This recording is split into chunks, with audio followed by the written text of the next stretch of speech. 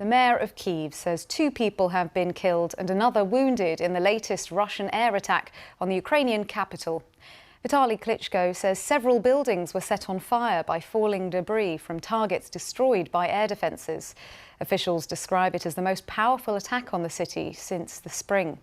The AFP news agency's cameras in Kyiv were rolling when the blast happened. While they didn't capture the missile itself, they did record the sound of the explosion. Have a listen.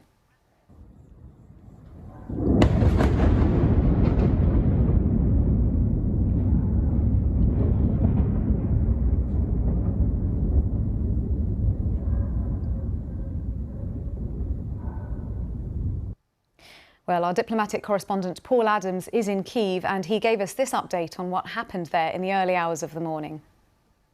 We had had a succession of air raid alerts for about 2 or 3 hours before that. When the alerts come, they appear on your mobile phone and people can track where things are being fired from. And so the country as a whole was braced for attacks. Then at around 5 o'clock in the morning, we heard several explosions as we headed down to our secure bunker here in Kyiv. And as we now know, those were, we think, all caused by intercepted missiles or drones. This was a combined attack using the smaller so-called kamikaze drones, but also some larger ballistic missiles. We don't quite know the exact composition. The Ukrainians say they shot them all down, but as a result of falling debris, 2 security workers in the city were killed.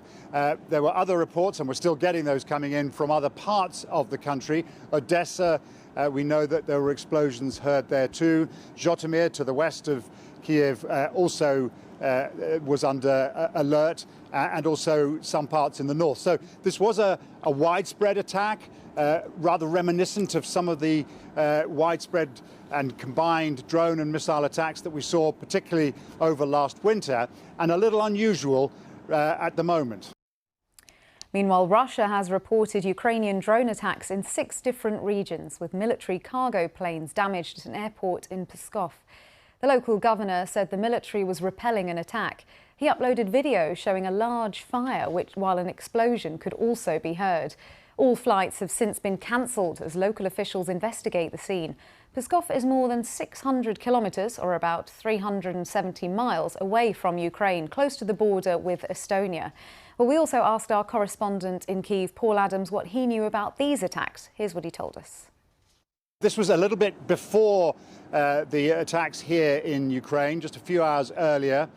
As you said in your introduction, Pskov is a long, long way from Ukrainian territory. It's right up against the Estonian border, and it does seem as though at least 2, perhaps more, vast Ilyushin transport planes were hit, damaged, possibly destroyed. We don't quite know yet, but that does seem to be a rather audacious attack. In keeping with traditional policy here, the government in Kyiv is saying nothing about that. They generally do not make comments about incidents across the border in Russia. They like to keep a certain degree of ambiguity about how these attacks were conducted and who was responsible.